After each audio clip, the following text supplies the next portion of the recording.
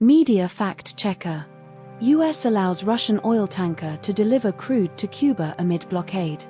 All source articles are linked in the description below. Here's what every outlet agrees on. The Russian-flagged tanker Anatoly Kolodkin is carrying approximately 650,000 to 730,000 barrels of Urals crude oil from Primorsk to Cuba's Matanzas port. The tanker was last tracked just off the eastern tip of Cuba, as of Sunday, and expected to arrive by Tuesday local time. The shipment could provide Cuba with about 180,000 barrels of diesel, enough to meet daily demand for 9 to 10 days, relieving a 3-month oil import gap. Cuba has faced severe energy shortages, including island-wide blackouts and gasoline rationing, due to the US blockade and loss of Venezuelan oil supplies. The US under Trump has blocked all oil shipments to Cuba, including those from Venezuela, and threatened sanctions on third countries supplying Cuba. But not all outlets told the same story. The Guardian reports the tanker carries 650,000 barrels, while ABC states it carries 730,000 barrels. The Guardian mentions the US temporarily lifted sanctions on Russia to improve oil flow, but ABC does not reference this. ABC quotes Trump directly saying he has no problem with the shipment, while The Guardian does not attribute this exact phrasing to Trump. This story was covered by ABC News and The Guardian. Subscribe to Media Fact Checker for daily Australian news analysis. Media Fact Checker. Australian government investigates social media platforms for under-16s ban compliance failures. All source articles are linked in the description below. Here's what every outlet agrees on. Facebook, Instagram, Snapchat, TikTok, and YouTube are under investigation by Australia's e-Safety Commissioner for potential non-compliance with the under-16 social media ban, announced on or before February 2025. The e-Safety Commissioner's compliance update was scheduled for release on Tuesday, February 2025, detailing alleged failures by platforms to enforce age restrictions. Platforms are accused of allowing underage users to repeatedly attempt age assurance tests until they pass, per reports from ABC, Guardian, News Corp Australia, and SBS. More than 4.7 million accounts were deactivated in the first 2 days after the ban took effect on December 10, 2024, according to ABC, News Corp Australia, and Guardian. Fines of up to $49.5 million AUD can be imposed on platforms for systemic non-compliance with the under-16 ban, as stated by ABC, Guardian, News Corp Australia, and SBS. But not all outlets told the same story. ABC and News Corp Australia report that 4.7 million accounts were deactivated in the first 2 days of the ban, but The Guardian does not specify the exact number of accounts deactivated per platform in its initial reporting. The Guardian's survey shows 70% of under-16s maintained access to Instagram, Snapchat, and TikTok post-ban, while ABC and News Corp Australia focus more on systemic failures rather than specific retention rates. ABC states that platforms made meaningful attempts to remove underage users in the first 2 days, while The Guardian and eSafeties report highlight ongoing issues with retention and poor enforcement practices. This story was covered by ABC News, The Guardian, news.com.au, and SBS News. Subscribe to Media Fact Checker for daily Australian news analysis. Media Fact Checker. Court rejects suppression order for Bondi gunman's family identities. All source articles are linked in the description below. Here's what every outlet agrees on. Naved Akram, 24, is charged with 59 offences including 15 counts of murder and 1 count of committing a terrorist act related to the Bondi Beach shooting on December 14, 2023.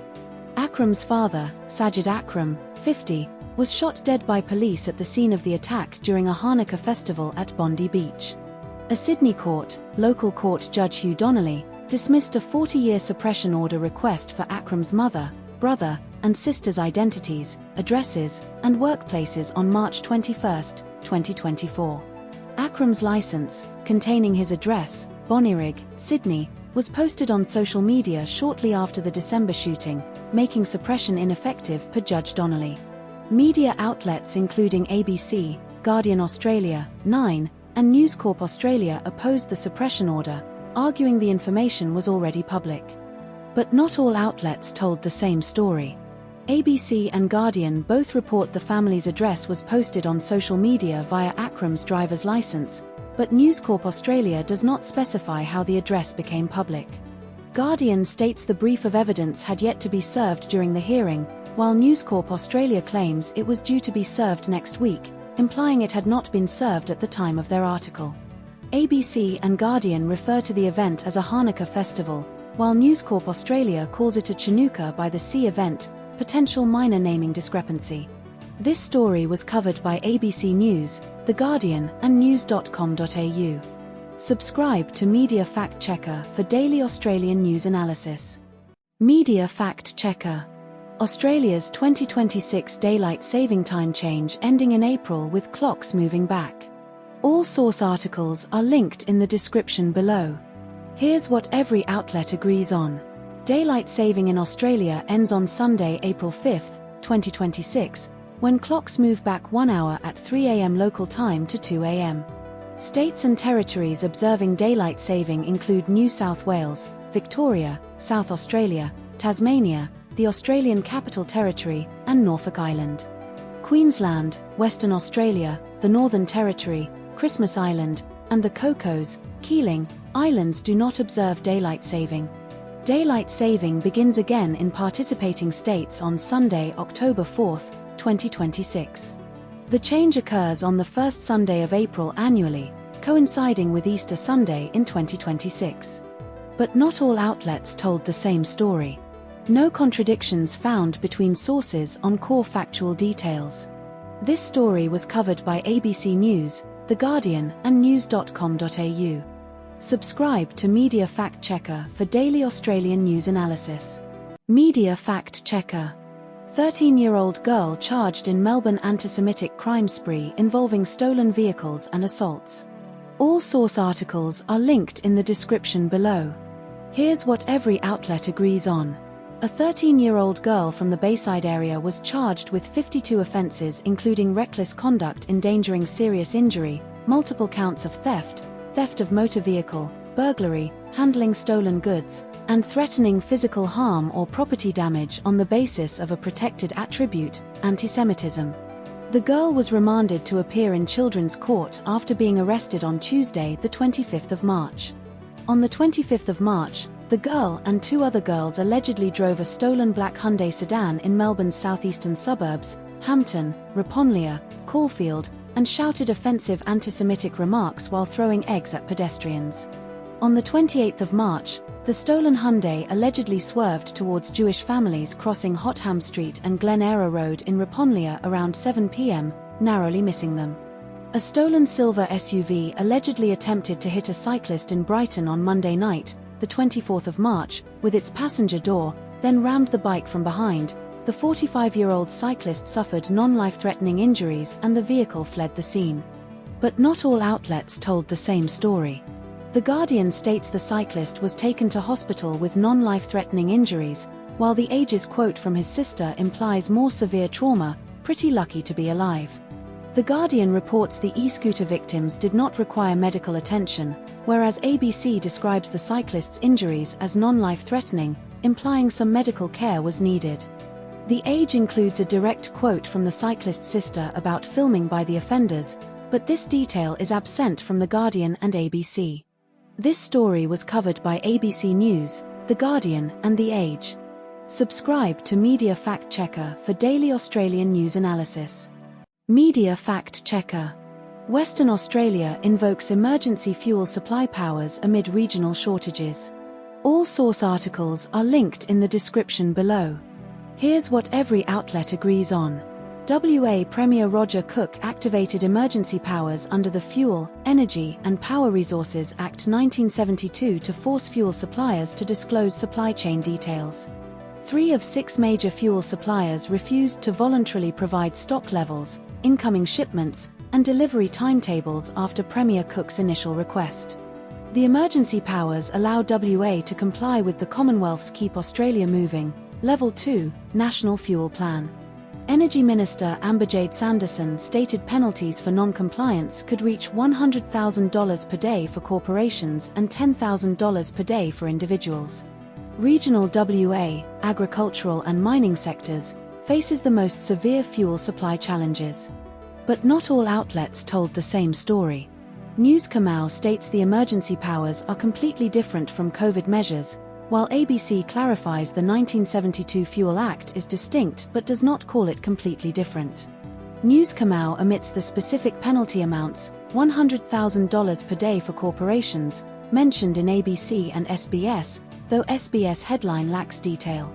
ABC reports the recall of WA Parliament on April 14, but News Kamau and SBS do not mention this detail. This story was covered by ABC News, news.com.au, and SBS News. Subscribe to Media Fact Checker for daily Australian news analysis. Media Fact Checker. Sydney gym shooting, 3 men charged in daylight assault with firearms. All source articles are linked in the description below. Here's what every outlet agrees on. A shooting occurred outside a gym on Steer Road, Gregory Hills, Sydney's southwest at 8:30 a.m. on December 5, 2025. 2 masked men fired 12 shots at a 48-year-old man outside the gym. He escaped uninjured. The shooters fled in a red Range Rover SUV with cloned number plates, which was found abandoned in bushland near Macquarie Grove Road, Cobbitty. Police recovered clothing, masks, cloned number plates, and 2 pistols from the bushland near the ditched vehicle. A 40-year-old man was charged with shooting with intent to murder and knowingly directing a criminal group. He was arrested at a Parramatta property on December 5, 2025. But not all outlets told the same story. News Kamau does not name the alleged target, while ABC identifies him as Stephen Halliby. ABC states the 32-year-old was charged with participate in a criminal group and contribute criminal activity, not mentioned in News Kamau. ABC specifies the 38-year-old was charged with contribute criminal activity, not in any WSOMU's phrasing. This story was covered by ABC News and news.com.au. Subscribe to Media Fact Checker for daily Australian news analysis. Media Fact Checker. Australia's potential gas supply shortfall and government threat to limit exports for winter 2024. All source articles are linked in the description below. Here's what every outlet agrees on. Madeleine King issued a notice of intent under the Australian Domestic Gas Security Mechanism, ADGSM, on April 2024, targeting July-September 2024 for potential intervention. The ACCC forecast a gas supply shortfall of 12 petajoules for Q3 2024, including a 10 petajoule shortfall in July alone. The government will consult gas producers for 30 days, until mid-May 2024, before deciding whether to invoke ADGSM export controls. The heads of agreement ensuring domestic gas supply expired at the start of 2024, with no new deal reached between the government and industry. Madeleine King described the notice as a precautionary measure to ensure domestic supply priority during Middle East supply disruptions. But not all outlets told the same story. News Kamau says Australia's domestic market is well supplied with Australian gas and the notice does not place current limits on exports, while ABC implies the notice signals imminent pressure on exporters. ABC reports the government is exploring a new tax on gas exports, leaked, but News Kamau does not mention this tax proposal. News Kamau quotes King as saying the notice does not limit exports, while ABC frames it as a formal threat to limit exports if producers fail to act. This story was covered by ABC News and news.com.au. Subscribe to Media Fact Checker for daily Australian news analysis. Media Fact Checker. North Korea's cyber espionage and fraud operation targeting Australian firms via fake IT jobs. All source articles are linked in the description below. Here's what every outlet agrees on. North Korea's regime is using thousands of undercover operatives posing as remote IT workers to infiltrate Western companies, with a focus on Australia. The UN estimates North Korea's annual revenue from this operation is $800 million. ASIO, Australian Security Intelligence Organisation, has identified North Korean operatives targeting Australian firms to funnel salaries back to Pyongyang. Major Australian banks, including NAB, have been infiltrated by North Korean agents, with at least one agent discovered and subsequently sacked. The FBI identified a North Korean laptop farm operation in the US involving Christina Chapman, who was jailed for 8.5 years after funneling $17 million to North Korea. But not all outlets told the same story. No contradictions found between the two sources. This story was covered by Sydney Morning Herald and The Age.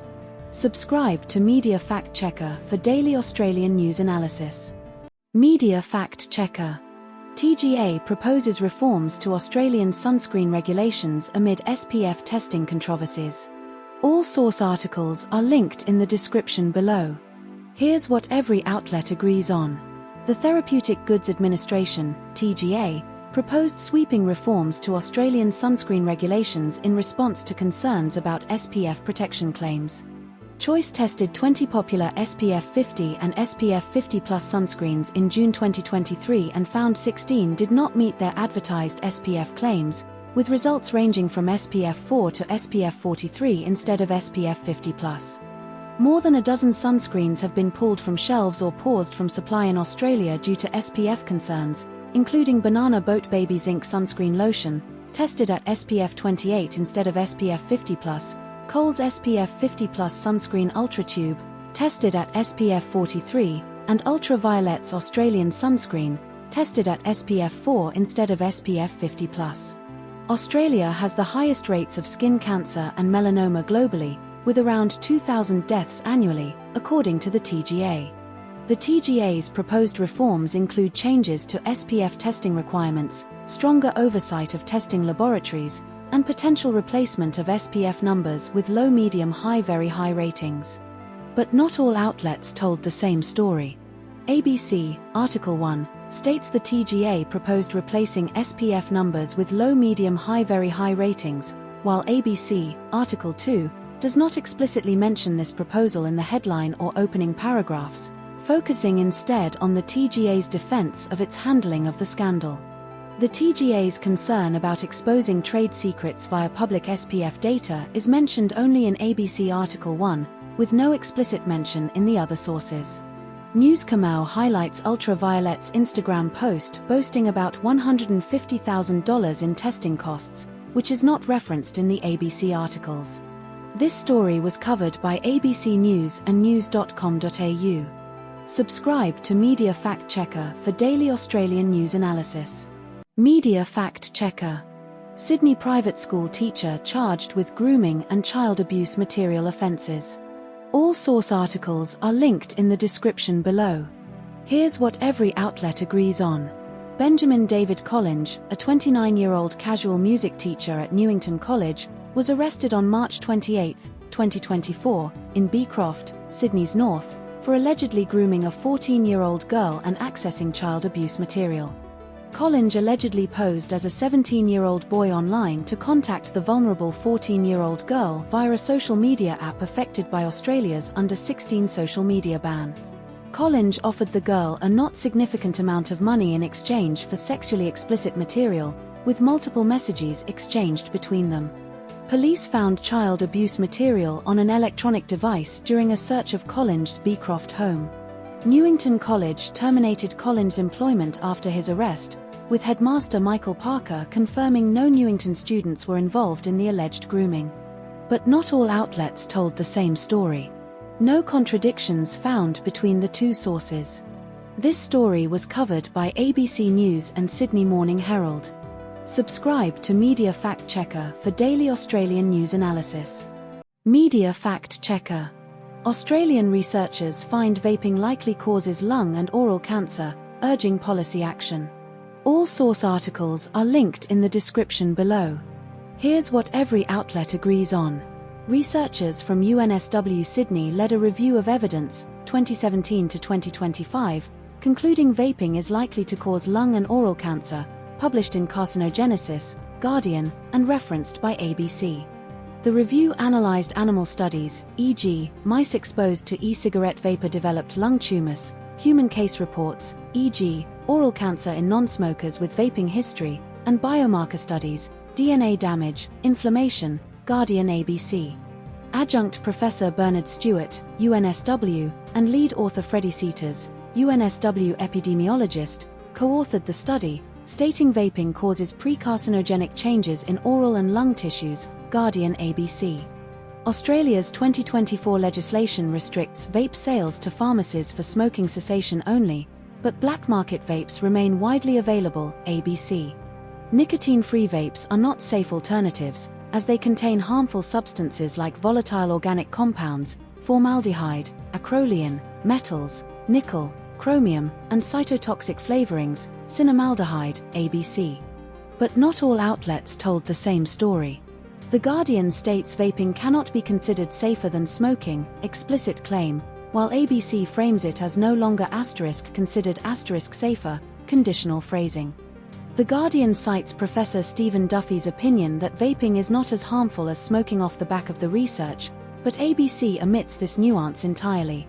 The Guardian highlights dual-use limbo as a key issue where vapers continue smoking, but ABC does not reference this specific term or concept. This story was covered by ABC News and The Guardian. Subscribe to Media Fact Checker for daily Australian news analysis. Media Fact Checker. 54-year-old man survives 3 days trapped after vehicle rollover in rural NSW. All source articles are linked in the description below. Here's what every outlet agrees on.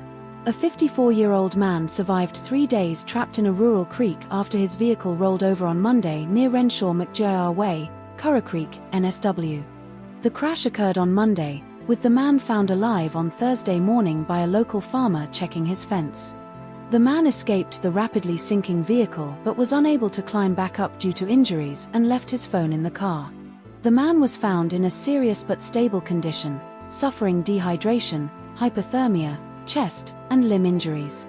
NSW Ambulance Inspector Sally Lappins stated the man was dehydrated and hypothermic with chest and limb injuries.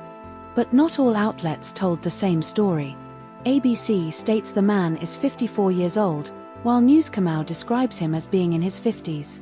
ABC specifies the location as 11 kilometers south of Wellington, while Newscomau does not mention Wellington. ABC refers to the crash site as a muddy embankment, while Newscomau calls it a muddy encampment. This story was covered by ABC News and news.com.au. Subscribe to Media Fact Checker for daily Australian news analysis. Media Fact Checker. Tiger Woods declines Ryder Cup captaincy amid health treatment and DUI charges. All source articles are linked in the description below. Here's what every outlet agrees on. Tiger Woods turned down the 2027 Ryder Cup captaincy for the US team. Woods was granted permission by Martin County Court Judge Darren Steele to leave the US for comprehensive inpatient treatment. Woods entered a not guilty plea to suspicion of driving under the influence, DUI, following a car crash in Florida on June 2024. The crash occurred on a residential road near Woods' home on Jupiter Island, Florida, where his SUV flipped after clipping a trailer. Woods had 2 white pills identified as hydrocodone, a prescription opioid, in his pocket at the crash scene. But not all outlets told the same story. ABC mentions Woods had pain pills in his pocket, while The Guardian specifies 2 white pills identified as hydrocodone. ABC does not mention Woods escaping unhurt, while The Guardian explicitly states he escaped unhurt. The Guardian describes Woods as the favorite for the captaincy role, while ABC does not use this term. This story was covered by ABC News and The Guardian. Subscribe to Media Fact Checker for daily Australian news analysis. Media Fact Checker. Car rams pedestrians in Derby city centre, driver arrested for serious injuries. All source articles are linked in the description below. Here's what every outlet agrees on.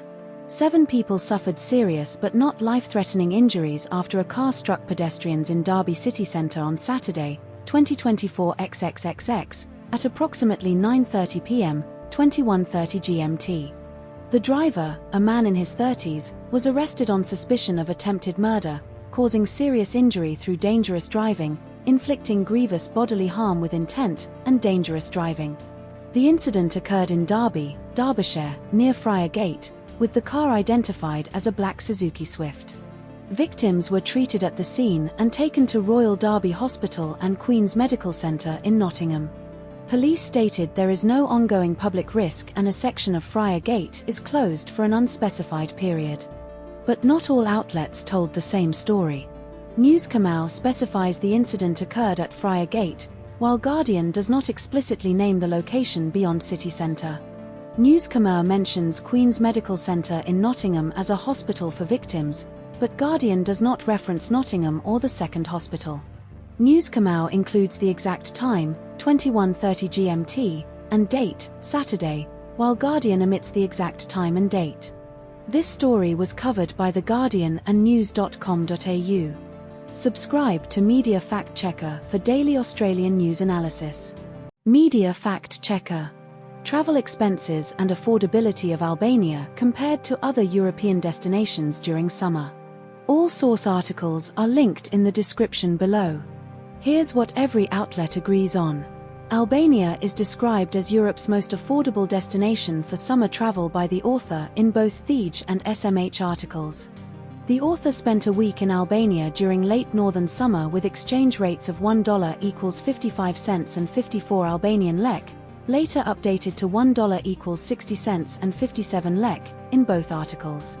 The author rented a hire car for €325, $574, during the trip in both Thej and SMH articles.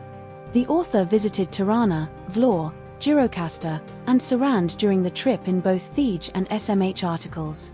The Tirana Marriott Hotel is centrally located within a football field in Tirana, as mentioned in both Thej and SMH articles.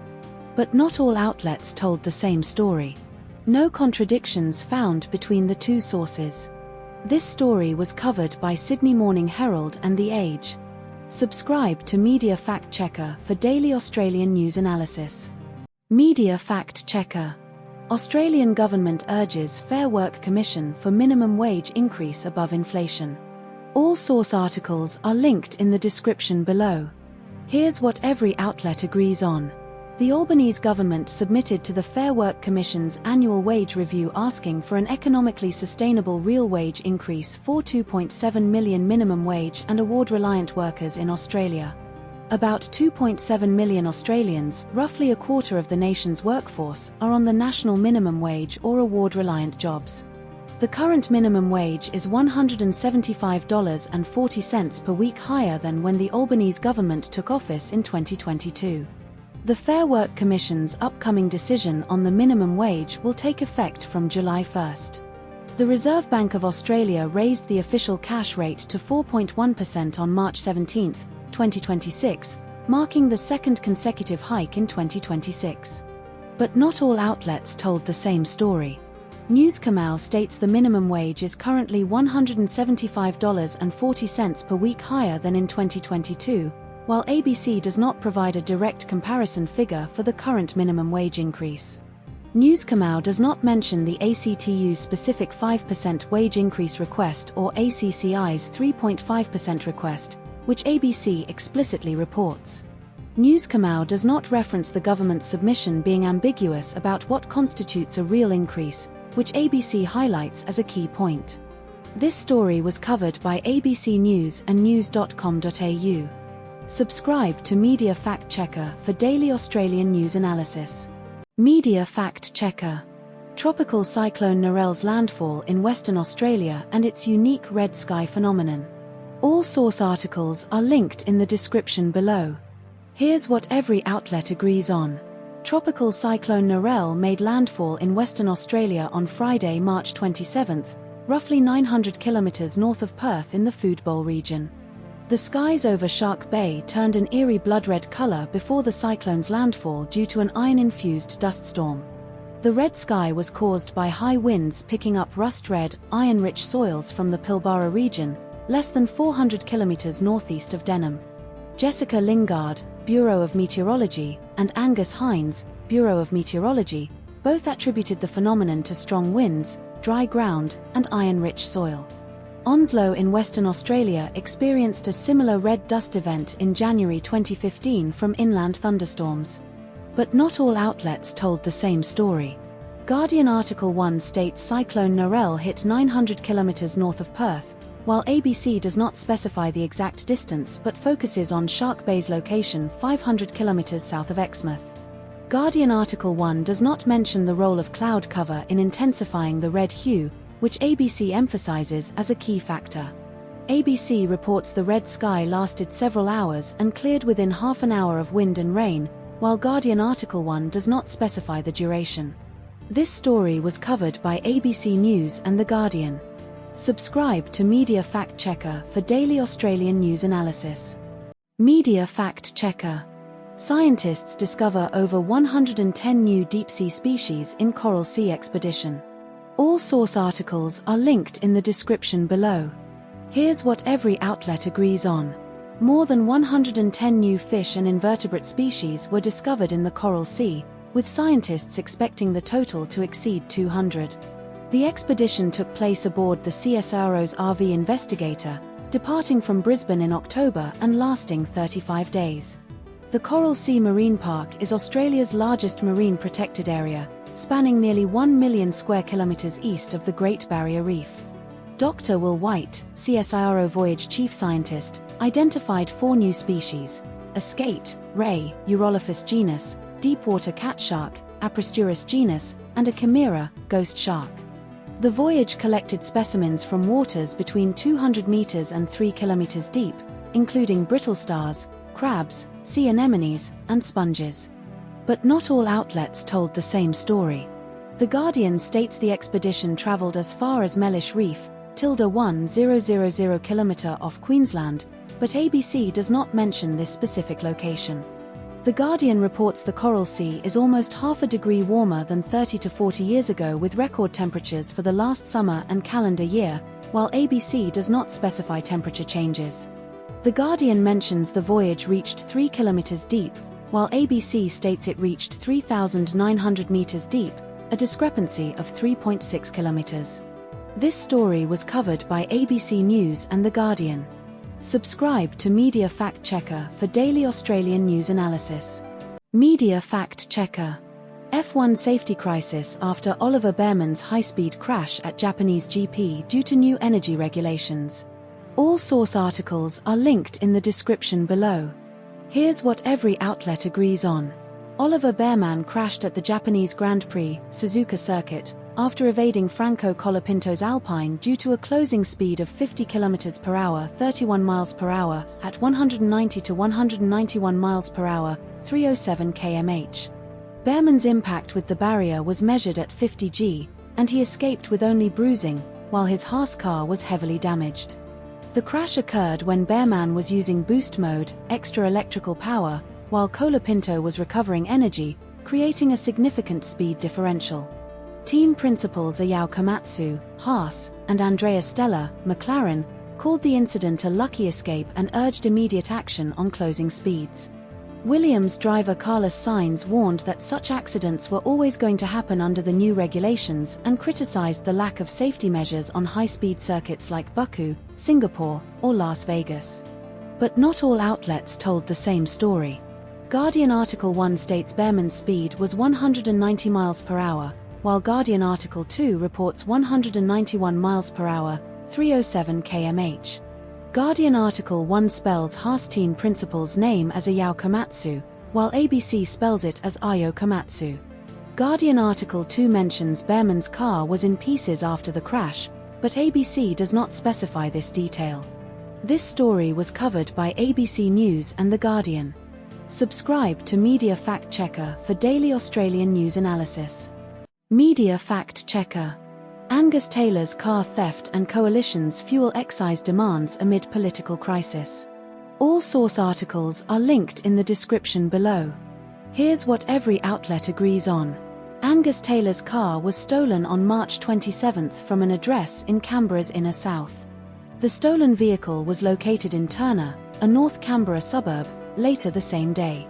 ACT policing confirmed the theft and took the car for forensic examination. The incident occurred just before Taylor was due to attend a coalition press conference at a petrol station with Matt Canavan and Bridget McKenzie. Taylor's office declined to comment on the car theft. But not all outlets told the same story. SMH states Taylor appeared in a shirt due to the car theft, while News Kamau does not mention the shirt incident or its cause. SMH implies the car theft was discovered just before the press conference, but News Kamau states the theft was reported just hours before the event. SMH notes the car was likely empty and possibly damaged, but News Kamau does not provide details on the car's condition or fuel status. This story was covered by news.com.au and Sydney Morning Herald. Subscribe to Media Fact Checker for daily Australian news analysis. Media Fact Checker. Australia's fuel stockpile and potential rationing amid Middle East war supply risks. All source articles are linked in the description below. Here's what every outlet agrees on. Australia's current fuel reserves include 30 days worth of diesel, 39 days worth of petrol, and 30 days worth of jet fuel, ABC Article 1 and Article 2. The government has secured fuel imports through to May 2024, maintaining pre-conflict supply levels despite localized shortages, ABC Article 1.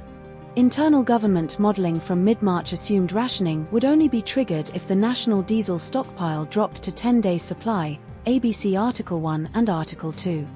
Voluntary fuel consumption measures were projected to begin when stockpiles fell to 15 days, ABC Article 1 and Article 2. Prime Minister Anthony Albanese announced a 4-stage national fuel security plan, with the current stage focused on keeping Australia moving, ABC Article 1. But not all outlets told the same story. Article 1 states the government confirmed fuel imports are secured through May, rendering earlier modelling dates, June-September depletion, no longer possible scenarios, while Article 2 does not explicitly contradict this but focuses on the modelling's hypothetical nature without updating its dates. Article 1 mentions the government is not considering rationing at this stage, while Article 2 states the government is working to avoid rationing but does not explicitly deny internal consideration of it as a contingency. Article 1 reports the PM&C document assumed voluntary measures would begin when stockpiles fell to 15 days, but Article 2 does not repeat this specific threshold, only referencing 10 days for rationing. This story was covered by ABC News. Subscribe to Media Fact Checker for daily Australian news analysis. Media Fact Checker. German celebrity couples' digital abuse allegations spark legal and policy debates on online violence against women. All source articles are linked in the description below. Here's what every outlet agrees on.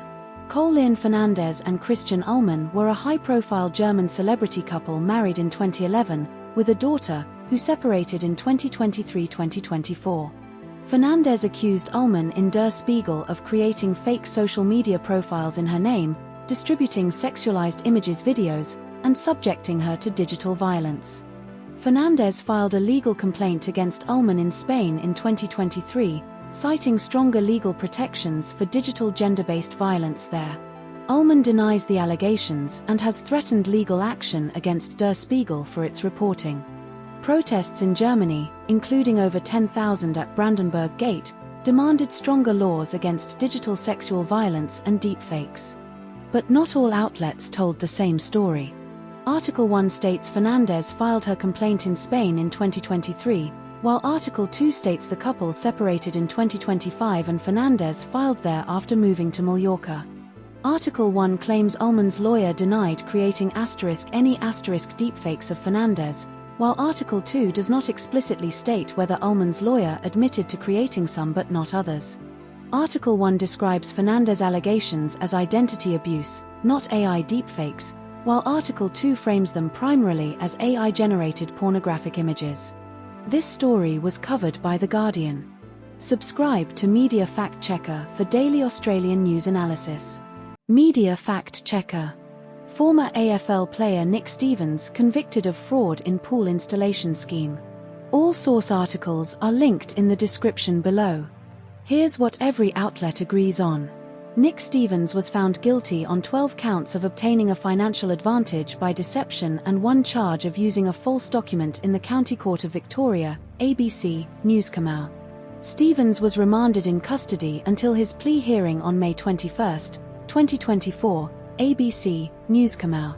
The case involved 6 families in Mildura, Victoria, who were defrauded of a total of $170,000 to $171,000 for pools they never received or had illegally installed, ABC News.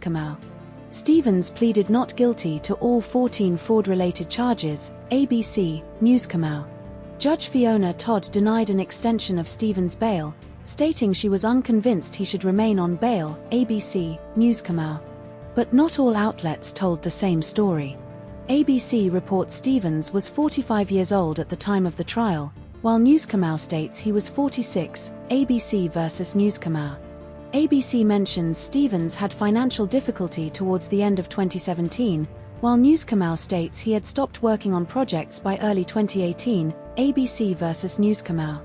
ABC reports Stevens' defense argued he tried to fix them after realizing he couldn't complete the jobs, while Newscomau does not include this specific phrasing, ABC versus Newscomau.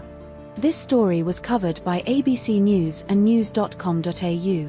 Subscribe to Media Fact Checker for daily Australian news analysis. Media Fact Checker. Australian political polling shows declining Labor support amid fuel crisis and Middle East war. All source articles are linked in the description below. Here's what every outlet agrees on. Anthony Albanese's Labor government primary vote dropped to 31% in the latest news poll, from 36% in November 2023 and 34.6% at the May election. One Nation's primary vote is at 26% in news poll and 29% in Redbridge poll, both sources report recent figures. The Coalition's primary vote is at a record low of 17% in Redbridge and 21% in news poll. 72% of voters disapprove of US military action against Iran, with only 23% approving, reported in both polls. Anthony Albanese's net approval rating is at -17, down 18 points since December 2023, in news poll. But not all outlets told the same story. Article 1 reports One Nation's primary vote dropped to 26% in news poll, while Article 2 does not mention this specific news poll figure for One Nation. Article 1 states One Nation's primary vote dropped 1 point to 26% in news poll, but Article 2 omits this detail entirely. Article 1 reports Labour's primary vote at 31% in news poll, consistent with Article 2, but Article 2 does not specify the exact news poll date range for this figure. This story was covered by news.com.au. Subscribe to Media Fact Checker for daily Australian news analysis. Media Fact Checker. Magnitude 7.4 earthquake in Indonesia triggers tsunami warnings and localized damage. All source articles are linked in the description below. Here's what every outlet agrees on. A magnitude 7.4 earthquake struck the Molucca Sea region northeast of Indonesia at 9:48 AEDST, local time, with an epicenter 127 km west-northwest of Ternate, Indonesia, and a depth of 35 km. The U.S. Geological Survey, USGS, reported aftershocks as high as magnitude 5 following the main quake. Indonesia's Meteorology Agency, BMKG, recorded tsunami waves of 0.3 meters in West Halmahera and 0.2 meters in Bitung, Indonesia. The U.S. Tsunami Warning System warned of possible tsunami waves along the coasts of Indonesia, the Philippines, and Malaysia within 1,000 kilometers of the epicenter. Japan's meteorological agency stated there was no expected damage from potential waves of up to 0.2 meters along its coasts. But not all outlets told the same story. ABC reported the earthquake's magnitude as 7.4 from the start, while The Guardian initially reported it as 7.8 before being downgraded. The Guardian's AFP journalist in Manado described the shaking as quite long without mentioning significant damage, whereas ABC's resident report included power cuts and falling items despite no visible neighborhood damage, implying varying perceptions of severity. ABC explicitly stated hazardous tsunamis were possible along the coasts of Indonesia, the Philippines, and Malaysia, while The Guardian's invokes quote focused on no destructive tsunami threat to the Philippines, creating a nuanced but not outright contradictory contrast in phrasing. This story was covered by ABC News, The Guardian, and news.com.au. Subscribe to Media Fact Checker for daily Australian news analysis. Media Fact Checker. Australian private health insurance premium hikes and cost of living impact. All source articles are linked in the description below. Here's what every outlet agrees on. Private health insurance premiums in Australia will rise by an industry average of 4.41% from April 1, 2026, marking the largest increase in nearly a decade. For-profit insurers like AIA Health Insurance, 5.98%, NIB, 5.47%, Medibank, 5.1%, and Bupa, 4.8%, are leading the increases, while not-for-profit funds such as GMHBA are raising rates by 1.98%. Gold-tier hospital cover premiums will increase by an average of 13.3%, with HCF's Hospital Optimal Gold cover rising by 25%, adding roughly $167 per year for singles and $330 per year for families. Insurers attribute the hikes to rising hospital wages, more expensive medical technology, an aging population, and increased demand for mental health and chronic disease services post-pandemic. The Reserve Bank of Australia's cash rate is at 4.1% as of March 2026, contributing to elevated mortgage repayments and broader cost of living pressures. But not all outlets told the same story. No contradictions found between the two sources. This story was covered by news.com.au. Subscribe to Media Fact Checker for daily Australian news analysis. Media Fact Checker. Fungal outbreak at Sydney Hospital linked to construction-related mold exposure. All source articles are linked in the description below. Here's what every outlet agrees on.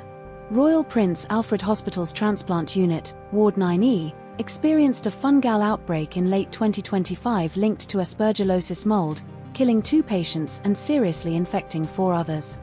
A balcony near construction work was identified as the probable source of the mold exposure, accessible by all 6 infected patients. 6 transplant patients were diagnosed with aspergillosis between November and December 2025, with 1 patient remaining in intensive care 4 months after diagnosis. NSW Health released a final report on the outbreak on Friday, revealing the balcony and nearby construction posed the greatest exposure risk.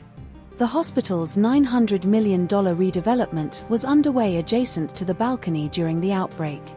But not all outlets told the same story. Newscomau does not specify the time frame for the patient remaining in intensive care. ABC states 3 months while Newscomau says 4 months. ABC mentions the 3rd patient died from multi-organ failure due to sepsis associated with a skin condition, while Newscomau does not clarify the cause of death for the 3rd patient. Newscomau does not mention the $900 million redevelopment figure or the explicit role of airborne spores during construction. ABC details this. This story was covered by ABC News and news.com.au. Subscribe to Media Fact Checker for daily Australian news analysis. Media Fact Checker. Ilia Malinin's redemption at the 2024 Figure Skating World Championships after Olympic failure. All source articles are linked in the description below. Here's what every outlet agrees on. Ilia Malinin won the 2024 Figure Skating World Championships in Prague's O2 Arena on Saturday. Malinin led after the short program with a personal best score of 111.29 points, over 9 points ahead of the field.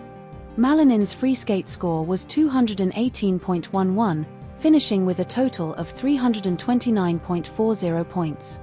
Yumi Kageyama of Japan finished second with 306.67 points, Shun Soto third with 288.54 points. Malinin fell twice and dropped to 8th place in the Olympic free skate in Milan, a major upset. But not all outlets told the same story. Article 1 states Malinin's lead after the short program was insurmountable, 5 points, while Article 2 does not explicitly use this term. Article 1 mentions Alexander Selevko's short program score as 96.49, placing third, but Article 2 does not reference his short program score or placement. Article 1 does not mention Malinin's backflip in the free skate, while Article 2 explicitly states he landed a backflip late in the program. This story was covered by The Guardian. Subscribe to Media Fact Checker for daily Australian news analysis. Media Fact Checker. Daly Cherry-Evans returned to Manly Warringah at Brookvale Oval for Roosters vs Sea Eagles match. All source articles are linked in the description below. Here's what every outlet agrees on. Daly Cherry-Evans made his first appearance for the Roosters at Brookvale Oval against Manly Sea Eagles in the 2026 NRL season opener. Manly led 10-8 at half-time after two long-range tries by Jake Trbojevic, 90m, and Tulu Kula, with the fastest try in this fixture scored by Trbojevic within 30 seconds. Cherry-Evans was booed by Manly fans during warm-ups, team introductions, and throughout the game, including chants like "Cherry's a wanker." Manly started the season 0-3, with all losses occurring at Brookvale Oval, including a 33-16 defeat to the Roosters in this match. Cherry-Evans completed 22 20-seconds passes, 100% accuracy, despite adverse weather conditions, including a storm with lightning, thunder, and flash flooding before kickoff. But not all outlets told the same story. Article 1 mentions the Roosters had 15 players to choose from, while Articles 2 and 3 do not specify squad limitations. Article 1 states the Roosters had 49 tackles in Manly's half, but Articles 2 and 3 do not provide this exact number. Article 1 describes the Roosters' 100% pass completion rate as despite the appalling wet conditions, while Articles 2 and 3 focus more on the emotional and strategic aspects rather than weather impact on stats. This story was covered by ABC News. Subscribe to Media Fact Checker for daily Australian news analysis. Media Fact Checker. Nicolás Maduro's federal court appearance in New York for narco-terrorism charges and legal funding disputes. All source articles are linked in the description below. Here's what every outlet agrees on. Nicolás Maduro and his wife Cilia Flores were captured by U.S. Special Forces in Caracas on the 3rd of January, 2024 during a pre-dawn raid. Maduro and Flores face a narco-terrorism indictment in Manhattan Federal Court, with potential life imprisonment if convicted. Maduro and Flores pleaded not guilty during their 5th of January arraignment in New York. Prosecutors allege Maduro's government leveraged power to protect and promote illegal activity, including drug trafficking, Guardian ABC. Maduro and Flores are detained in a Brooklyn jail and have not requested bail. But not all outlets told the same story.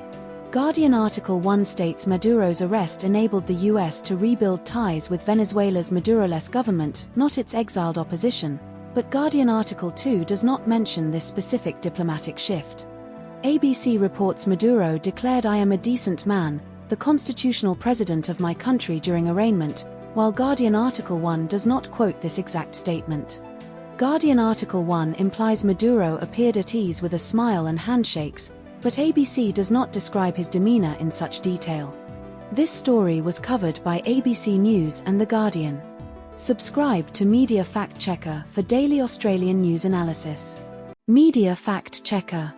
Melbourne Storm forward Tui Kamikamica hospitalised after suspected stroke. All source articles are linked in the description below. Here's what every outlet agrees on. Tui Kamikamica is a 31-year-old Melbourne Storm forward and Fiji international captain. Kamikamica suffered a suspected stroke on Monday morning after a medical episode. He was hospitalised at Royal Melbourne Hospital and received treatment from hospital specialists alongside Storm medical staff. Kamikamica played 25 minutes in the Storm's 28-24 loss to the North Queensland Cowboys on Saturday. The Storm faced the undefeated Sydney Roosters, Panthers, in Round 5 on Saturday night. But not all outlets told the same story. ABC Article 1 states Kamikamica's next match is on Friday night, while ABC Article 3 and Newskamau state it is on Saturday night, Round 5, without specifying exact day. Newskamau implies Kamikamica was coming off the bench in the Cowboys game, but ABC does not specify his role beyond playing 25 minutes. No contradictions in core facts. All sources agree on Kamikamica's stroke, hospitalization, and discharge. This story was covered by ABC News and news.com.au. Subscribe to Media Fact Checker for daily Australian news analysis. Media Fact Checker. Massive theft of Nestlé KitKat shipment in Europe ahead of Easter. All source articles are linked in the description below. Here's what every outlet agrees on. A truck carrying 413,793 units of KitKat's new chocolate range, weighing 12 tons, was stolen in transit in Europe on the 26th of March, 2024. The shipment left a factory in central Italy and was en route to Poland when the theft occurred. Nestlé confirmed the theft to AFP and is investigating with local authorities and supply chain partners. The stolen KitKats were part of the Formula One line, designed to resemble race cars, following KitKat's 2023 partnership with F1. Nestlé warned stolen bars could enter unofficial markets and can be traced via batch codes on individual bars. But not all outlets told the same story. The Guardian mentions the stolen truck was pilfered while driving through Europe, while Newscomiu does not specify the exact location of the theft beyond during transit in Europe. The Guardian attributes Nestlé's cargo theft warning to The Athletic, but Newscomiu does not reference this source for the statement. Newscomiu explicitly states the shortage would only impact Europe, while The Guardian does not clarify regional scope beyond the truck's route, Italy to Poland. This story was covered by The Guardian and news.com.au. Subscribe to Media Fact Checker for daily Australian news analysis. Media Fact Checker. Disappearance of 4-year-old Gus Lamont from South Australian Outback Station. All source articles are linked in the description below. Here's what every outlet agrees on. Gus Lamont, a 4-year-old with golden curls, was last seen on September 27, 2025, at Oak Park Station near Yunta, South Australia. Gus was reported missing after being last seen playing in the sand with a shovel at approximately 5 p.m., with his grandmother alerting police around 8:30 p.m. The 60,000-hectare Oak Park Station search involved aerial, water, trail bike, mounted police, SES, defense personnel, community volunteers, and a tracker. Police declared Gus's disappearance a major crime in February 2026, ruling out theories he wandered off or was abducted. Task Force Horizon, a 12-member specialist team, was formed in October 2025 to investigate the case. But not all outlets told the same story. ABC reports a suspect has been identified among station residents who has withdrawn cooperation, but Newscomiu does not mention this specific detail.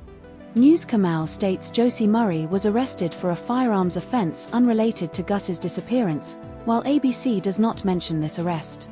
ABC states police ruled out abduction due to the property's remoteness and lack of obvious access, but Newscomiu does not explicitly confirm this ruling. This story was covered by ABC News and news.com.au. Subscribe to Media Fact Checker for daily Australian news analysis. Media Fact Checker.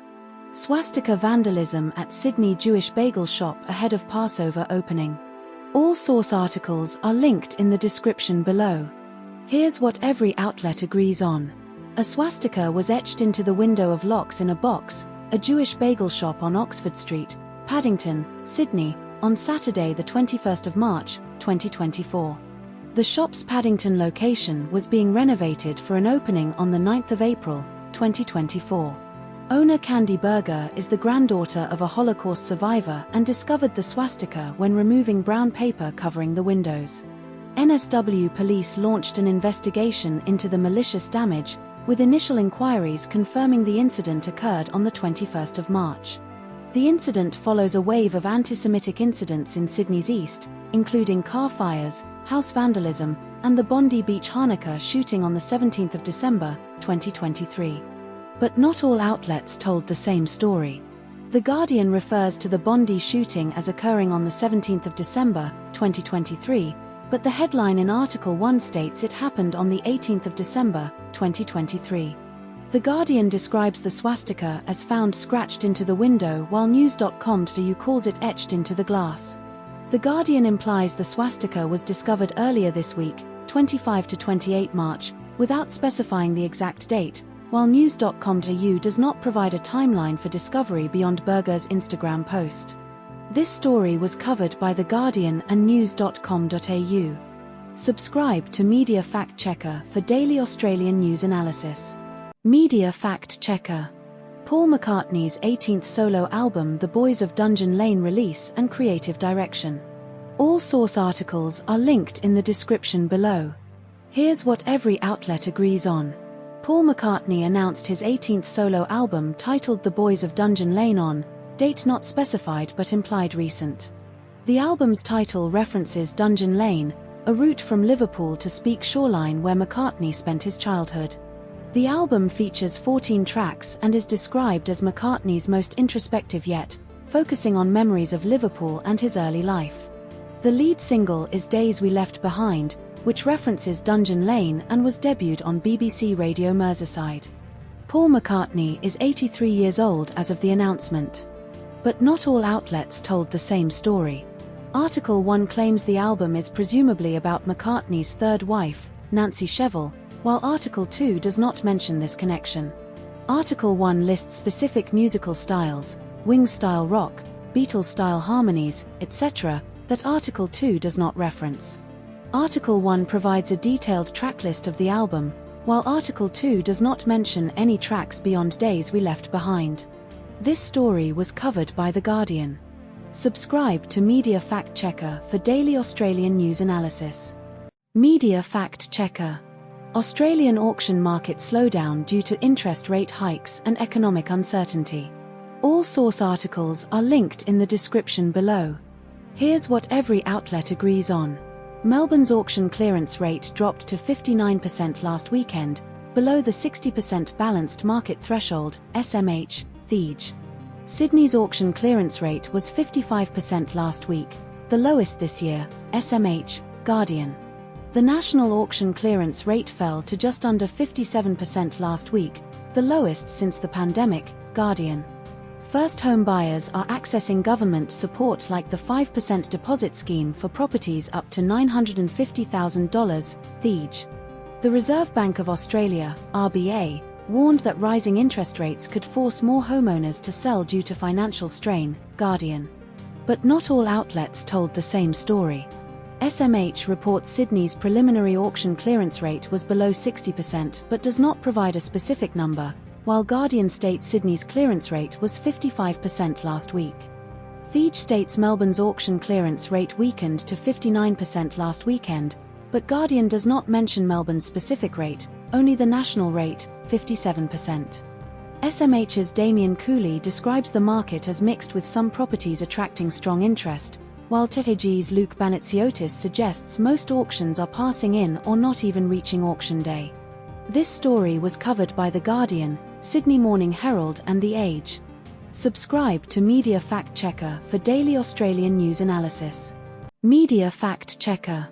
Tottenham Hotspur fires interim manager Igor Tudor amid relegation crisis. All source articles are linked in the description below. Here's what every outlet agrees on. Tottenham parted ways with interim manager Igor Tudor after 7 league matches and 44 days in charge. Tudor was hired on February 14, 2024, with a contract until the end of the season. Tottenham lost 5 of Tudor's 7 league matches, including a 3-0 home defeat to Nottingham Forest on March 22, 2024. The club sits 1 point above relegation with 7 games remaining in the Premier League season. Tottenham's 49-year top-flight streak is at risk, with their last relegation in 1976-77. But not all outlets told the same story. ABC states Tudor lost 5 of his 7 games at Tottenham, while The Guardian implies he took 1 point from 5 league matches, no explicit count of losses. ABC mentions Tudor's final match was the 3-0 loss to Nottingham Forest ahead of the international break, but The Guardian does not specify this timing. ABC lists Harry Redknapp as expressing interest in the role before Tudor's departure, but The Guardian does not mention this. This story was covered by ABC News and The Guardian. Subscribe to Media Fact Checker for daily Australian news analysis. Media Fact Checker. South Australia's 2026 state election, One Nation's surge and parliamentary impact. All source articles are linked in the description below. Here's what every outlet agrees on. One Nation secured 22.3% of the primary vote in South Australia's 2026 state election, Guardian, ABC, news.com.au. One Nation won its second lower house seat in South Australia, projected as Hammond, Robert Roylance, and confirmed as Ngajuri, David Patten, Guardian, ABC, news.com.au. Labour won the election in South Australia with a landslide, securing 33 seats in the 47-seat lower house. Guardian, The Age. The Liberals are projected to win at least 4 lower house seats, retaining official opposition status. Guardian, The Age. Pauline Hanson's One Nation candidate Cory Bernardi will lead the party in the Legislative Council, Upper House. Guardian, news.com.au. But not all outlets told the same story. The Guardian reports One Nation won 4 lower house seats, including Hammond, Ngajuri, Mackillop, Narunga, while ABC states Narunga and Mackillop are yet to be resolved and not confirmed as wins. News.com.au claims One Nation won 7 parliamentary spots, for lower house plus 3 legislative council, but The Guardian and ABC only confirm 4 lower house seats and 3 legislative council seats, not 7 total. The Guardian states Liberals preference One Nation * above * Labour in some seats, while ABC clarifies Liberals preference One Nation * over * Labour in * most * seats, implying exceptions. This story was covered by ABC News, The Guardian, news.com.au, and The Age. Subscribe to Media Fact Checker for daily Australian news analysis. Media Fact Checker. Arsenal's 3-1 WSL win over Tottenham featuring Alessia Russo's hat-trick and league implications. All source articles are linked in the description below. Here's what every outlet agrees on. Arsenal defeated Tottenham 3-1 in the Women's Super League at the Emirates Stadium on Saturday. Alessia Russo scored a hat-trick in the first 27 minutes for Arsenal, including goals at 22nd, 29th, and 34th minutes. Tottenham conceded twice in the opening 10 minutes, including a goal from Frida Lenhardsson-Marnum's own net at 34 minutes. Arsenal extended their unbeaten run to 11 consecutive wins across all competitions. Arsenal's win moved them to second in the WSL table, level with Manchester United but with 2 games in hand. But not all outlets told the same story. Article 1 states Russo scored her hat-trick in the first 22 minutes, while Article 2 specifies it took 27 minutes for her to complete the hat-trick. Article 1 mentions Russo's hat-trick took her to 5 goals in 8 days, but Article 2 does not provide this specific scoring timeline. Article 1 lists Russo's 25 goal contributions in 31 games, 4th in WSL scoring charts, while Article 2 does not mention her scoring stats. This story was covered by The Guardian. Subscribe to Media Fact Checker for daily Australian news analysis. Media Fact Checker. NRL legend Nathan Merritt's cancer diagnosis and South Sydney's Legacy Bell appearance. All source articles are linked in the description below. Here's what every outlet agrees on. Nathan Merritt has been diagnosed with stage 4 cancer of the liver and esophagus and has been given about 12 months to live. Merritt will ring the legacy bell for South Sydney against the Bulldogs on Good Friday at Accor Stadium. Merritt scored 154 career tries, including 135 for South Sydney, SMH, 135, Newskamau, 146, rounded to 154 as closest consensus. Merritt will undergo a 3rd round of chemotherapy at the end of next month after 2 rounds already completed. Merritt was placed in an induced coma in late 2023 due to double pneumonia. But not all outlets told the same story. SMH reports Merritt scored 135 tries for South Sydney, while Newskamau states 146 tries, difference of 11 tries. SMH says Merritt's last NRL game attendance was at Homebush Oval in 2023, but does not specify the exact date beyond Indigenous round. Newskamau omits this detail entirely. SMH mentions Merritt's chemo has sapped most of his energy and he gets tired quickly, while Newskamau does not detail his physical condition beyond his cancer diagnosis. This story was covered by news.com.au and Sydney Morning Herald. Subscribe to Media Fact Checker for daily Australian news analysis. Media Fact Checker. Zac Lomax's rugby union debut with Western Force against Queensland Reds at Lang Park. All source articles are linked in the description below. Here's what every outlet agrees on. Zac Lomax will make his Super Rugby Pacific debut this weekend, Saturday, for the Western Force against the Queensland Reds at Brisbane's Lang Park, kick-off at 7:35 p.m. Australian Eastern Daylight Time. Lomax is named on the bench for the Western Force in their Round 8 clash against the Queensland Reds. Lomax scored 2 tries for NSW Blues in the 2025 State of Origin opener, 18-6 win over Queensland Maroons, at Lang Park. Lomax kicked 3 crucial goals in NSW's 2024 State of Origin decider win at Lang Park. Lomax's most recent match at Lang Park was in July 2024, where he scored 2 tries as the Parramatta Eels upset Brisbane Broncos, eventual NRL premiers. But not all outlets told the same story. No contradictions found between the 2 sources. This story was covered by ABC News. Subscribe to Media Fact Checker for daily Australian news analysis. Media Fact Checker. AFL umpire error controversy in Geelong vs Adelaide match where ARC failed to overturn a free kick. All source articles are linked in the description below. Here's what every outlet agrees on. The AFL admitted Geelong was incorrectly awarded a last disposal free kick in the 4th quarter of the match against Adelaide on Thursday night at Cardinia Park. Tom Atkins, Geelong, was involved in a contested boundary incident with Zac Taylor, Adelaide, where the ball appeared to come off Atkins' boot before he scooped it up and kicked it out of bounds. The AFL Review Centre, ARC, did not have time to intervene on the free kick decision before the ball came back into play. Geelong won the match by 8 points, 9.14, 68, to 9.6, 60. This is the 5th time in 4 seasons the AFL has admitted a late umpiring mistake went against Adelaide in close losses. But not all outlets told the same story. ABC does not mention the term stooged used by David King in Thiege to describe Atkins' actions on the boundary. Thiege includes a detailed description of the ball's trajectory. The ball appeared to come off Atkins' boot, while ABC does not provide this specific detail. ABC does not mention the Crows' superior ball use or Zac Taylor's 3 goals in the first 3 quarters as emphasized in Thiege. This story was covered by ABC News and The Age. Subscribe to Media Fact Checker for daily Australian news analysis. Media Fact Checker.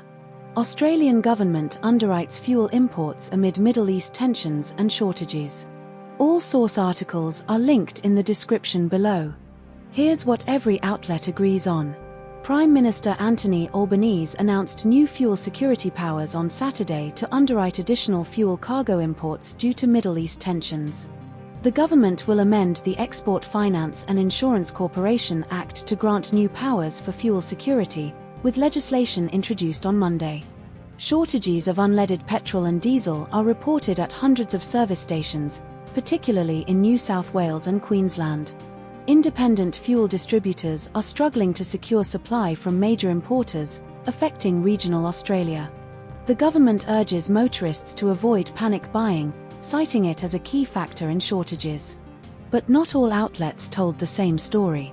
ABC reports shortages are particularly in New South Wales and Queensland, while The Guardian does not specify these states as prominently.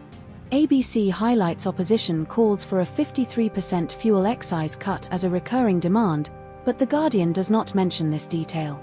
ABC quotes PM Albanese as saying we are not in a fuel affordability crisis, implied by focus on supply, while The Guardian omits this framing. This story was covered by ABC News and The Guardian. Subscribe to Media Fact Checker for daily Australian news analysis. Media Fact Checker. Lachlan Kennedy defeats Gout in 200m race at Moree Plant Meet, marking back-to-back wins. All source articles are linked in the description below. Here's what every outlet agrees on. Lachlan Kennedy won the 200-metre at the Moree Plant Meet on the 1st of March, 2026 with a time of 20.38 seconds, defeating Gout who finished in 20.43 seconds. The race took place at Lakeside Stadium, Melbourne, in pouring rain with a slight headwind, -0.7. Kennedy also won the 100-metre earlier in the evening with a time of 10.03 seconds, setting a meet record. Gout is 18 years old and Kennedy is 22 years old. Gout reached the semi-finals at the 2025 World Athletics Championships in Tokyo. But not all outlets told the same story. The Guardian mentions Kennedy's back injury prevented him from going to the 2025 World Championships, but the other sources do not specify this detail. The Guardian describes Kennedy's 100m time as blustery conditions and a half stumble, while the SMH and ABC do not mention the stumble. The Guardian notes that gout mania drove a sellout last year but rain hurt walk-up ticket sales this year, while the SMH and ABC do not mention last year's sellout specifically. This story was covered by ABC News, The Guardian, Sydney Morning Herald and The Age. Subscribe to Media Fact Checker for daily Australian news analysis. Media Fact Checker. US Senate and House funding standoff over DHS, excluding ICE funding amid shutdown chaos. All source articles are linked in the description below. Here's what every outlet agrees on. The US Senate passed a funding package for DHS, excluding ICE and parts of CBP, by voice vote on the 29th of March, 2025, approved in a rare overnight session. The Senate deal funds TSA, US Coast Guard, and FEMA but excludes ICE and Border Patrol funding, with the House needing to act next. TSA staff have worked without pay since mid-February 2025 due to the partial DHS shutdown, leading to high absenteeism and airport delays. Donald Trump signed an executive order on the 29th of March, 2025 instructing DHS to pay TSA agents immediately, addressing the pay delay crisis. The Senate unanimously approved a bipartisan DHS funding bill on the 28th of March, 2025, but House Republicans rejected it in favor of a full 8-week funding bill. But not all outlets told the same story. Article 1 states Trump threatened executive action to pay 50,000 airport workers before the deal, while Article 2 does not mention this specific threat. Article 2 claims the Senate's bipartisan bill was unanimously approved on the 28th of March, but Article 3 states the Senate approved it early on the 29th of March, Friday. Article 3 reports the House passed a full 8-week DHS funding bill, including ICE, on the 29th of March, while Article 1 and 2 describe the Senate's deal excluding ICE as the primary focus. This story was covered by The Guardian. Subscribe to Media Fact Checker for daily Australian news analysis. Media Fact Checker. Review of JW Marriott Khao Lak Resort and Spa in Thailand by 2 Australian news sources. All source articles are linked in the description below. Here's what every outlet agrees on. The resort is named JW Marriott Khao Lak Resort and Spa. It has 424 rooms and villas in total. The resort recently underwent a major redevelopment, adding 127 rooms and villas. The property is located at 4112 Mu 3 Kuk Kark, Takua Pa District, Phang Ngo, Thailand, 82220. Deluxe rooms start at $253 per night. But not all outlets told the same story. No contradictions found between the two sources. This story was covered by Sydney Morning Herald and The Age. Subscribe to Media Fact Checker for daily Australian news analysis. Media Fact Checker. Man accused of bombing Invasion Day rally may plead insanity defense. All source articles are linked in the description below. Here's what every outlet agrees on. Liam Alexander Hall, 32, is accused of allegedly throwing a homemade fragment bomb filled with ball bearings and screws into a crowd of about 2,500 people at an Invasion Day rally in Perth CBD on January 26, 2026. The device did not detonate, causing no injuries but prompting widespread evacuations and outrage, particularly among Indigenous Australians. Hall faces charges of engaging in a terrorist act, making or possessing explosives under suspicious circumstances, and doing an act likely to endanger life or safety. Simon Freitag is Hall's lawyer and has indicated a potential Section 27, insanity, defense plea will be entered at the next hearing in late May. Hall is currently detained at the Franklin Centre Psychiatric Facility in Perth's western suburbs. But not all outlets told the same story. ABC reports Hall did not attend his first court appearance due to medical reasons, while News Corp Australia does not mention this detail. The Guardian states the psychiatric assessment must be conducted by an independent practitioner, but ABC does not specify this requirement. ABC and News Corp Australia both mention police alleging a nationalist racially motivated attack, but only News Corp Australia attributes this to AFP Commissioner Christy Barrett. ABC attributes it to WA Police Commissioner Cole Blanche. This story was covered by ABC News, The Guardian, and news.com.au. Subscribe to Media Fact Checker for daily Australian news analysis. Media Fact Checker. Teenage assault on paramedic after stolen car crash in Melbourne. All source articles are linked in the description below. Here's what every outlet agrees on. A stolen Mazda 3, stolen from Mulgrave on March 21st, collided with a Volkswagen Jetta at Nicholson St and Victoria Parade, Carlton, just before 6 a.m. on Saturday. 4 teenage males were travelling in the stolen Mazda 3, 2 fled the scene immediately after the crash.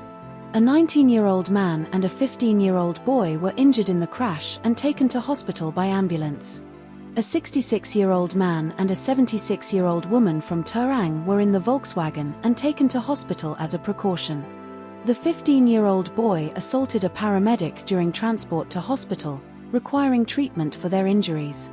But not all outlets told the same story. Newscomau implies the 19-year-old man assaulted the paramedic, while ABC explicitly states it was the 15-year-old boy. ABC mentions 2 teenagers are in police custody without specifying their ages, while Newscomau does not mention custody status. Newscomau refers to the injured teens as a 19-year-old man and a 15-year-old boy, gendered, while ABC uses 2 teenagers without gender specification. This story was covered by ABC News and news.com.au. Subscribe to Media Fact Checker for daily Australian news analysis. Media Fact Checker. AFL introduces stricter illicit drug policy with mandatory hair testing and harm reduction measures. All source articles are linked in the description below. Here's what every outlet agrees on. The AFL's new illicit drugs policy, IDP, is described as the most stringent in Australian sport by AFL Chief Executive Andrew Dillon, ABC, Guardian. All AFL and AFLW players will be hair tested for drugs twice a year under the new policy, ABC, Guardian. The policy replaces the previous 3 strikes model, ABC, Guardian. Players who test positive 3 or more times will be reviewed by a newly formed joint IDP committee, ABC. The AFL Players Association Chief Executive James Gallagher supports the revised policy, calling it a harm reduction approach, ABC, Guardian. But not all outlets told the same story. ABC states the policy features a suspension range of 2 to 4 matches for public use of illicit drugs, while The Guardian does not mention this specific suspension detail. The Guardian implies the AFL expects an increase in positive tests due to hair testing, but ABC does not explicitly state this expectation. ABC describes the policy as the most stringent illicit drugs policy in Australian sport, while The Guardian does not emphasise this as a headline claim. This story was covered by ABC News and The Guardian. Subscribe to Media Fact Checker for daily Australian news analysis. Media Fact Checker. NASA's Artemis II crude lunar flyby mission launch and preparations. All source articles are linked in the description below. Here's what every outlet agrees on. Artemis II is NASA's first crewed lunar mission since Apollo 17 in December 1972, marking the first time humans have traveled beyond low Earth orbit in over 54 years. The mission launched on November 14, 2024, or April 2024 per some sources, carrying 4 astronauts: Reed Wiseman, Commander, Victor Glover, Pilot, Christina Koch, Mission Specialist, and Jeremy Hansen, Mission Specialist, first Canadian in deep space. The crew includes the first woman, Christina Koch, first person of color, Victor Glover, and first non-US citizen, Jeremy Hansen, to travel beyond low Earth orbit. The mission is a 10-day flyby of the Moon, reaching a maximum distance of approximately 426,500 kilometers from Earth, breaking the Apollo 13 record of 248,655 miles, 400,171 kilometers for the farthest humans from Earth. The Orion spacecraft will pass between 4,000 and 6,000 miles, 6,400 to 9,700 kilometers, from the lunar surface during the flyby on flight day 6. But not all outlets told the same story. ABC Article 1 states the launch was set for 9:24 a.m. Australian Eastern Daylight Time, November 14, 2024, while all other sources confirm the launch occurred on April 6, 2024, at 6:24 p.m. Eastern Time, 11:24 p.m. British Summer Time. ABC Article 1 mentions a battery temperature issue in the abort system was resolved as an instrumentation problem, but The Guardian does not mention this specific issue or its resolution. The Guardian mentions a solar flare and CME from March 30, 2024, that could affect communication and GPS, but NASA did not officially address it in any of the ABC articles. This story was covered by ABC News and The Guardian. Subscribe to Media Fact Checker for daily Australian news analysis. Media Fact Checker. Extropical Cyclone Narelle disrupts WA gas LNG production amid global energy shortages. All source articles are linked in the description below. Here's what every outlet agrees on. 4 major WA gas facilities, Chevron's Gorgon, Wheatstone, Woodside's Karratha gas plant, and Santos Varanus Island, suffered outages due to extropical Cyclone Narelle. Chevron's Gorgon and Wheatstone facilities were knocked offline on Thursday, with Wheatstone's offshore platform tripping around midday and Gorgon experiencing a partial outage at 3 p.m. Santos Varanus Island facility was impacted by winds reaching 180 km/h early Thursday evening, causing a shutdown. Woodside's Karratha gas plant experienced a production interruption and its offshore workforce was demobilized. The affected facilities collectively supply about 2/3 of WA's domestic gas over the past 3 months, per the Australian energy market operator. But not all outlets told the same story. ABC reported WA Energy Minister Amber Jade Sanderson initially denied disruption at a press conference but later acknowledged outages in a statement, while Newsco reported her saying the shutdowns were usual and well prepared. ABC stated Chevron's Wheatstone platform was knocked offline around midday Thursday with one LNG train tripping at 3 p.m., but Newsco did not specify the exact time of the Gorgon outage. ABC mentioned Woodside would declare any material impact to the market, while Newsco did not include this detail. This story was covered by ABC News and news.com.au. Subscribe to Media Fact Checker for daily Australian news analysis. Media Fact Checker. Victorian Liberal pre-selection crisis over Moira Deeming's removal and Dinesh Gurisetti's disqualification due to child sex offender reference. All source articles are linked in the description below. Here's what every outlet agrees on. Moira Deeming lost Liberal pre-selection for the Western Metropolitan Region Upper House seat on Sunday, November 2024, to Dinesh Gurisetti, 26 votes to 39, with Trung Law receiving 3. Dinesh Gurisetti provided a character reference for Kashyap Patel, who pleaded guilty in 2024 to grooming, sexually assaulting, and transmitting indecent communication to a child under 16, County Court, 2024. Patel was sentenced to 9 months imprisonment and a 2-year community correction order in 2024 after pleading guilty to charges related to a 15-year-old victim in 2021. Victorian Liberal leader Jess Wilson stated on Monday, November 2024, that Gurisetti is not welcome on her team after the character reference revelation.